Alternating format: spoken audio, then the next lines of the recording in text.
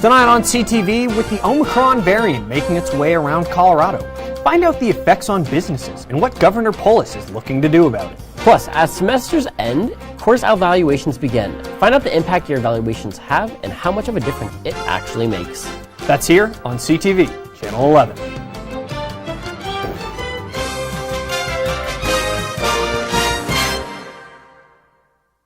Good evening and welcome to the Thursday Night News. I'm Kenneth Frederick. And I'm Weston Hubbard. Thank you for joining us tonight.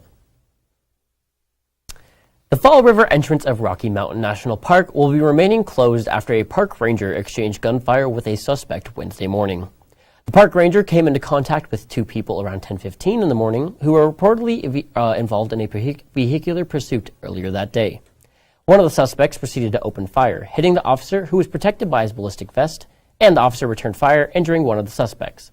The ranger and the injured suspect were taken to the hospital, with the other suspect now in custody.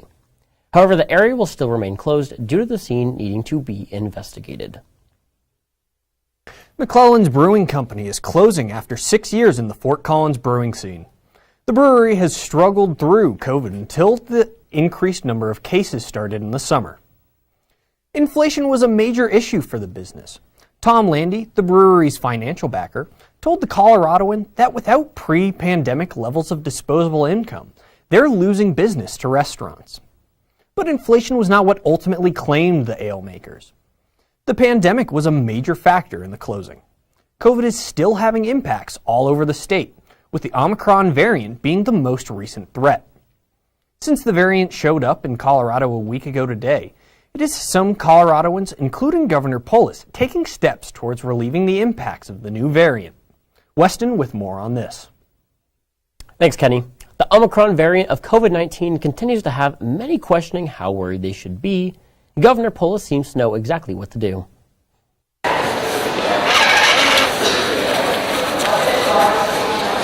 COVID practices such as using hand sanitizer and wearing masks seem like a simple day-to-day tasks now. Yet, cases continue to rise in Colorado, and with the Omicron variant on the horizon, Governor Polis addressed the state in regards to where we are at with COVID. Last week, we identified our first 2 cases of the Omicron variant in Colorado, making us the 3rd state to detect that variant in our state. Early data indicates that the variant may be more transmissible than previous strains, but we simply don't know. The 2 cases of the Omicron variant Governor Polis mentioned came from the wastewater samples tested in Boulder County, Colorado. While the news on the Omicron variant may seem tame, Governor Polis did still issue a word of caution against a different strain of the virus. Right now, my fellow Coloradans should know it is the Delta variant that is the primary threat to our health, to our welfare. It is the Delta variant that has caused 417 Coloradans to be in the hospital. It is the Delta variant that is taking Coloradans from us before their time every single day. If anyone in the Fort Collins area is still concerned or having lingering questions about COVID-19, Colorado State University is hosting Dr. Matthew Hepburn, a national leader who is helping the United States in their efforts to protect the country from biological threats. The event will be held Friday, December 10th over Zoom and in person at the Laurie Student Center Grand Ballroom D to answer any lingering questions about COVID-19. Holiday seasons can be especially stressful, as well as finals weeks for students like us. So above anything else, make sure you're taking care of yourself and doing the proper precautions to make sure you're well taken care of. Fort Collins resident Yolanda Du Bois Irvin, grandchild of infamous civil rights leader and social activist W.E.B. Du Bois, passed away here in Fort Collins at age 89. She was a psychology professor who earned her degree at CU Boulder and taught at Xavier University in New Orleans until Hurricane Katrina impacted. After she moved back to Fort Collins, where she would find communities to connect with and influence, like her church and fellow neighbors in her apartment. She lived a long life with a legacy of a name she left behind, and we hope she rests in peace. Stick around, Ram, as Morgan Gardner discusses the possibility of snow for the holiday season. That's next on Weather here at CTV Channel 11.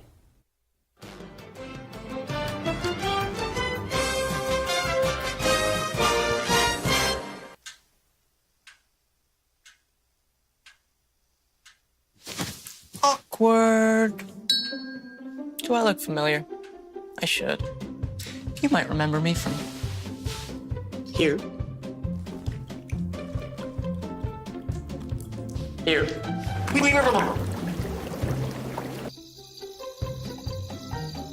Or maybe even here. But an awkward silence can be a great thing. It can actually be a perfect moment to reach out to a friend and ask if they're okay if they seem down. It doesn't matter how you say it. You all right? Everything's okay? G. You all right, girl? You cool? Bug and dog. Just show you're there for them. Go on, Kelly. Seize the awkward.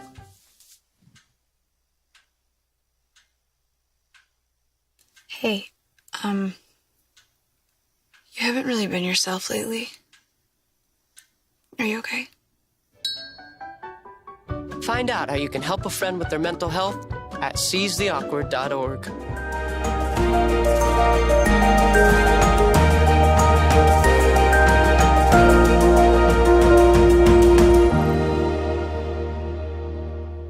Good evening, Rams. My name is Morgan Gardner, here to give you the rundown on all things weather. And right now it is 39 degrees with some wind coming from the northeast at 5 miles an hour.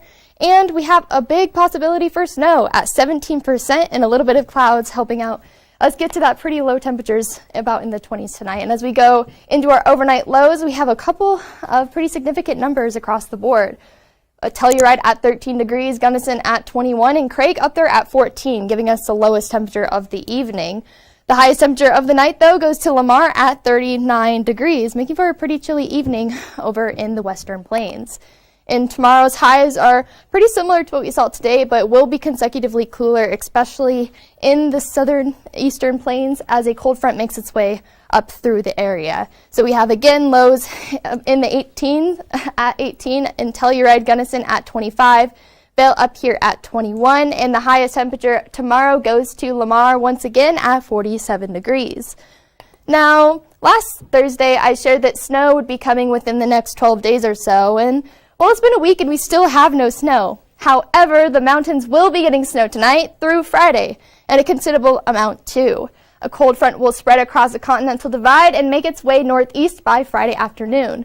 The highest snow totals in the state will most likely be in the San Juan Mountains, where up to 36 inches of snow is possible over Wolf Creek Pass and the Wolf Creek ski area. While Wolf Creek could get 3 feet of snow, the foothills and Summit County will get about 2 to 12 inches, and the snow will be combined with pretty high wind gusts, up to 50 miles an hour, making travel relatively difficult to impossible along many high mountain roads. It's a different story for Denver and the Front Range because upslope flow is not expected to be as healthy as it once was. So the best chance for us for snow is Friday morning, and as the cold front makes its way through Colorado, only a quick inch of snow is possible, but it's not definite. However, it will definitely be chilly tomorrow with a high of 36 and a low of 14 degrees. We'll see partly cloudy skies paired with relatively windy gusts coming through. Sunrise at 7:12 in the morning and sunset at 4:33. 15% chance of snow, but as we go out through the day, it'll get consecutively cooler, making that chance of snow even higher. And taking a look at the 5-day forecast, it'll be considerably cooler, especially through the weekend. Saturday with a high of 44 degrees and a low of 25. A little bit warmer on Sunday with a high of 57 and a low of 27. Monday and Tuesday will be a little bit warmer, 55 degrees with a low of 31 on Monday. And Tuesday getting the highest temperature of the week at 62 degrees with a low of 32. Partly cloudy skies throughout the whole weekend and into next week, making it not a chance for snow, but definitely a little bit warmer, or cooler, as it has been this past week. And with that, Rams, that is all the time I have with you this evening, but stick around after the break for more news. Bye-bye. Hi. Hoping for a crisp breeze to help keep you alert. Oh, he took a sip of water too. That'll probably help. You were probably going to turn down the radio too, so you could focus, right? Probably okay isn't okay. Right. If you see a warning sign, stop and call a cab, a car, or a friend. I think the water line is what really drove it home. I blew on him.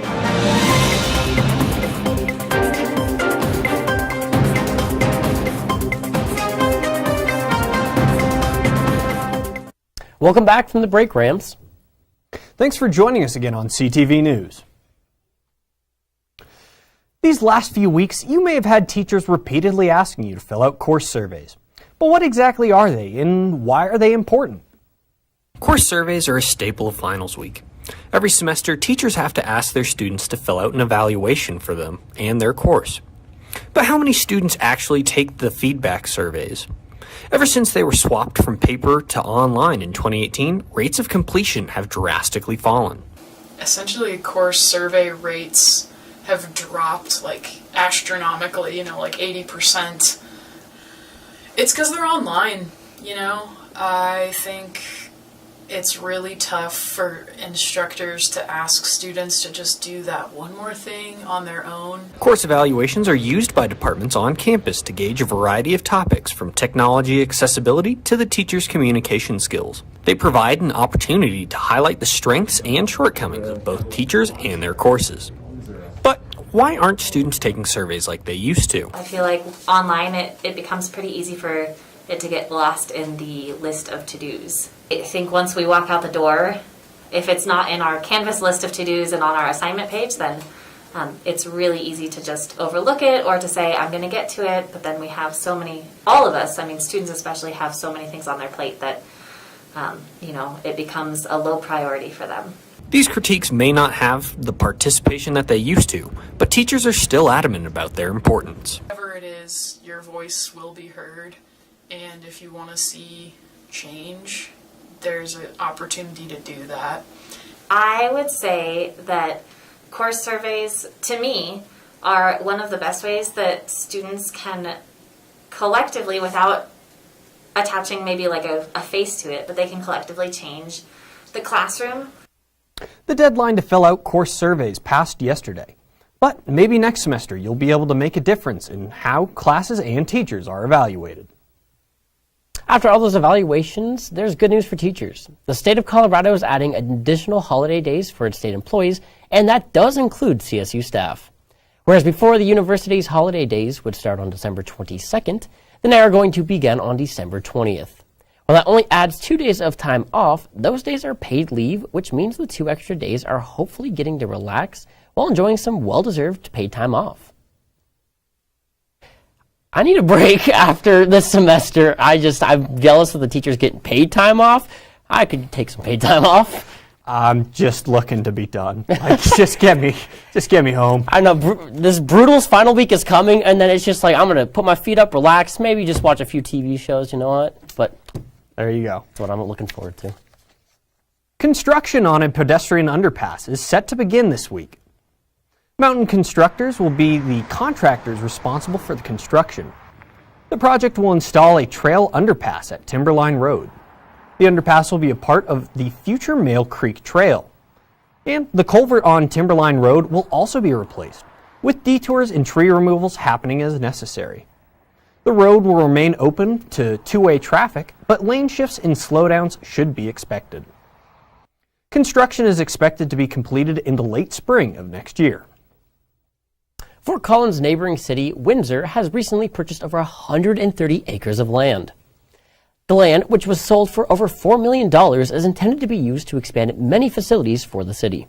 Some of those include new parks and recreation areas, which will take around 70 acres of the land, around 40 acres for a new middle school, and 15 acres for a new police facility. The purchase also included 117 acre-feet of water from a farm, which plans for that land still in development. Fort Collins was named one of the top cities in the world facing climate change. The Carbon Disclosure Project has noted 95 cities all over the world for environmental action and transparency. All 95 cities have been given an A rating by the CDP. To achieve this, cities need to complete a number of steps with the organization. These include setting ambitious goals and publicly releasing climate-related data. Fort Collins and other A-list cities had to have twice as many opportunities and mitigation measures as other cities to earn their designation. Well, Rams, that's all the news we have for you tonight. But stick around for the latest on sports as Cameron Evig looks at the latest on basketball and a recap of women's sports season. And later, Tom Isaacson checks out all the best in entertainment news here on CTV. There are 16 million children struggling with hunger in America. That's 1 in 5 daughters, sons, neighbors, and classmates who don't know where their next meal is coming from. Yet billions of pounds of good food go to waste every year. It's time we do something about it. Feeding America is a nationwide network of food banks that helps provide meals to millions of kids and families in need. Visit feedingamerica.org to help them feed even more. Together, we can solve hunger. Together, we're feeding America. What's up, Rams? Welcome to the semester finale of Cam's Corner. I guess all good things must come to an end. So let's end this one with a bang, shall we? To start the night off, we'll take a look at CSU women's basketball recapping their last game against Weber State. Plus, men's hoop has a first real test on the schedule when they travel to Fort Worth, Texas. I'll give you a preview of their upcoming matchup against Mississippi State. All that and more on Cam's Corner, which starts right now.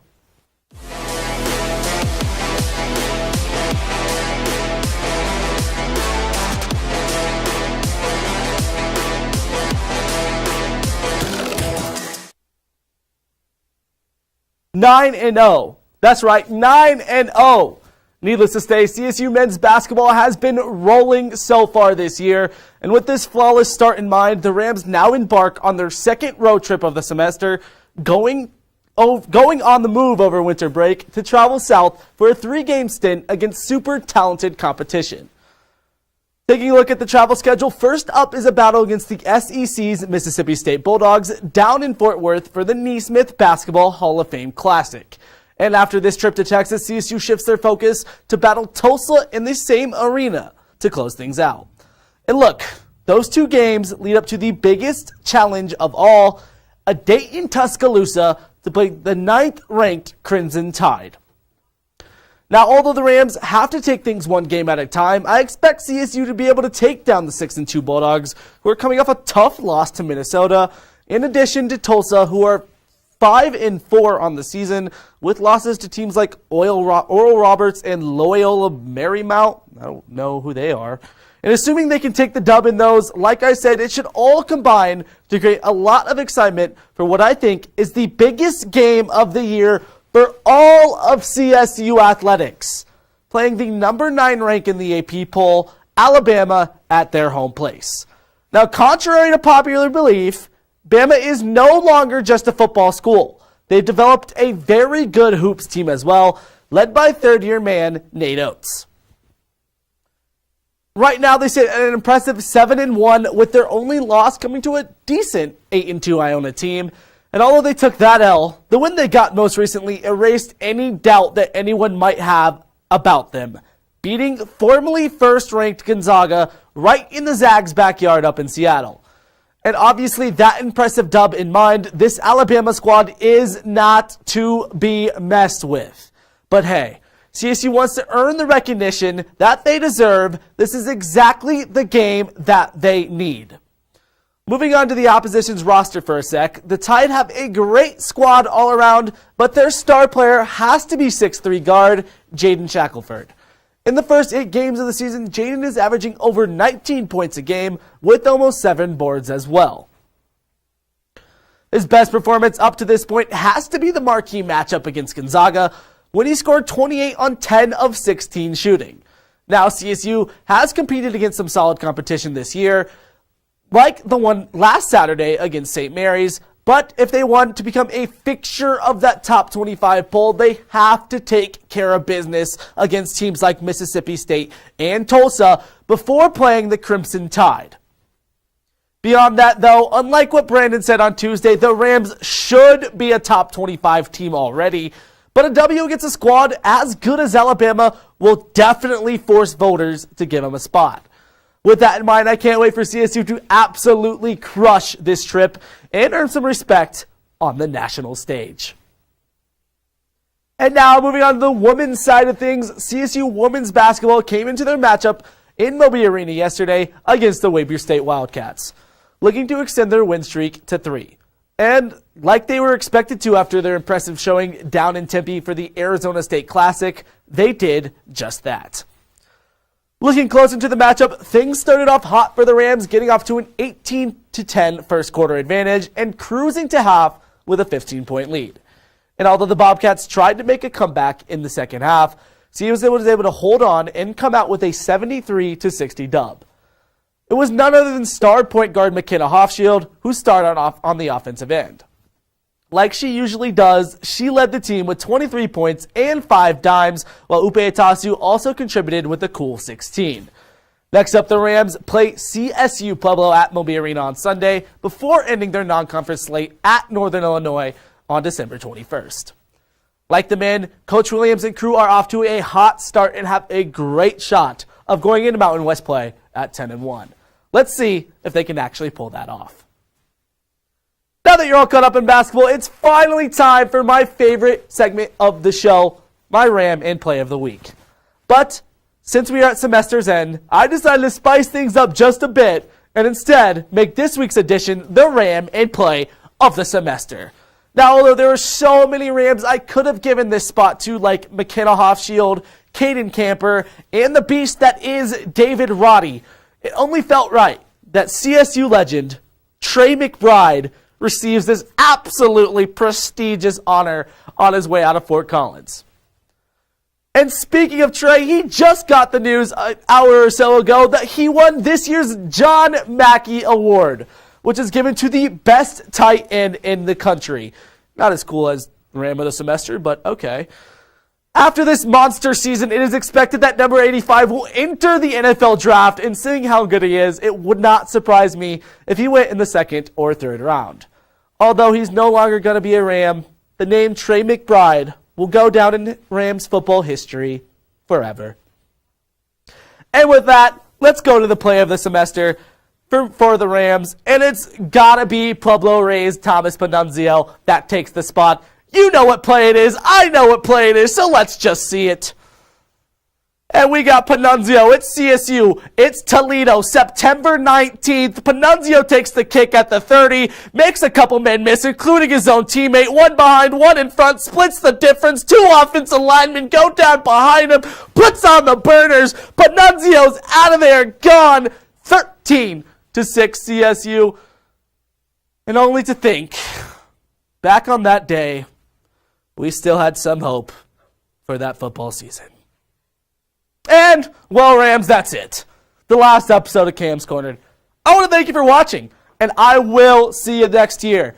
Hey, but wait, we are not done yet, because we got big, absolutely humongous Tom Isaacson that will close you out the year with your entertainment wrap-up. Stay tuned.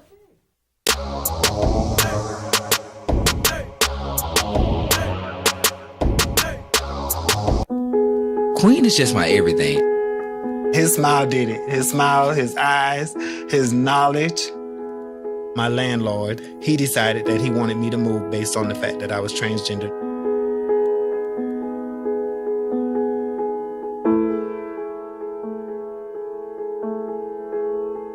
Let's just respect people in everyday life for just being human.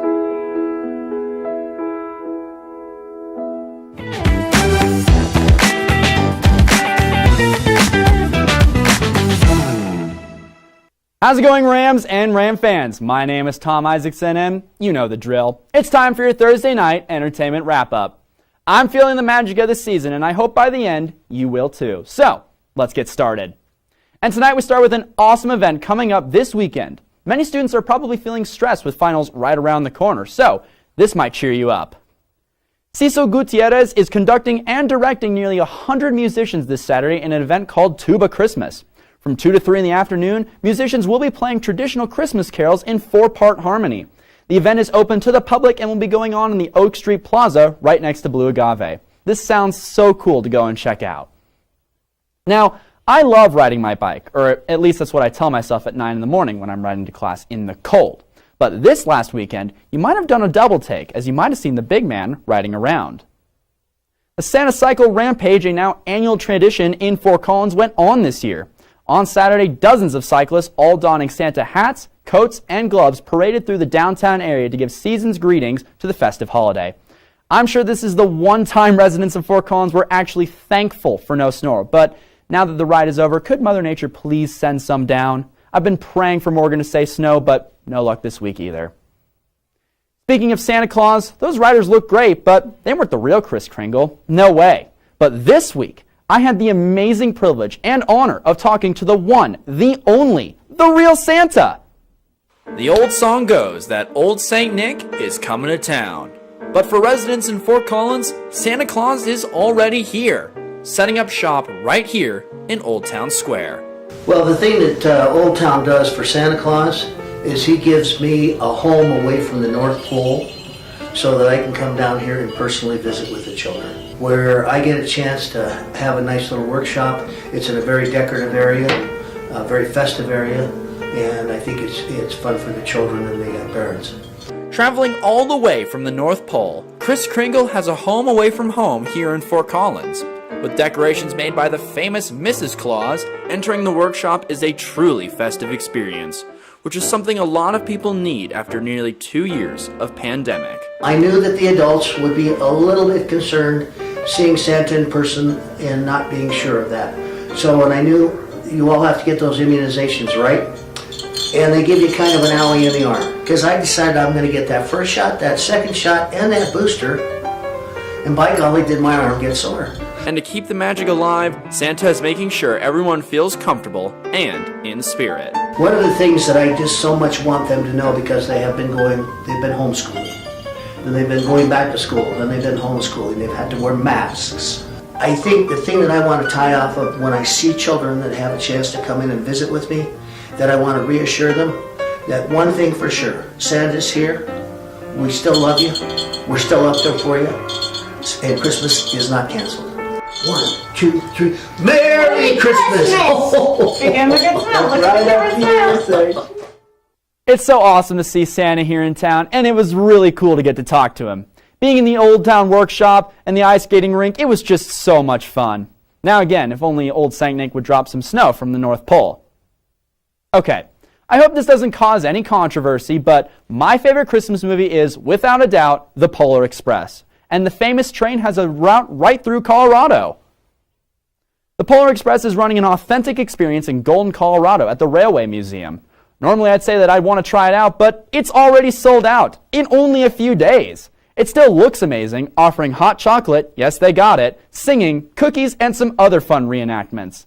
It looks like a blast, and I hope I get to try it out in the future. Alright Rams, we're at the end of our last Thursday show for the semester. So, to cap it all off, let's check out the clip of the week.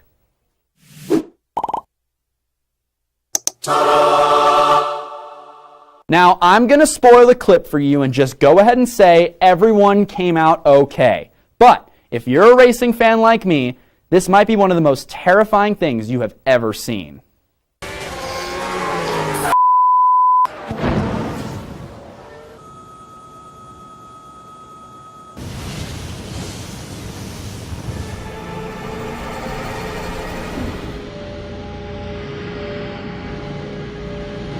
$140 miles an hour into a barrier? Fireball, and he just walks out of it? Are you kidding me? Just goes to show the safety design of those F1 cars. That guy should have gotten a lottery ticket that day. Goodness me. I'd call that a Christmas miracle, even though it didn't happen at Christmas. And with all of that, Rams, it is time to end. Thank you very much for watching and joining me on Thursday nights. It has been a blast. We hope you have a safe and wonderful holiday season no matter what you celebrate. And we will be back after the break. My name is Tom Isaacson. Good night.